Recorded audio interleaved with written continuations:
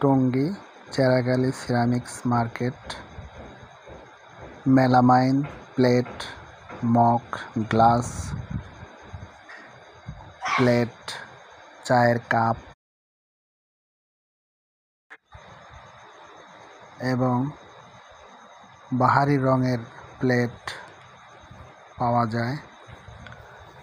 পাইকারি এবং খুচরা হয়।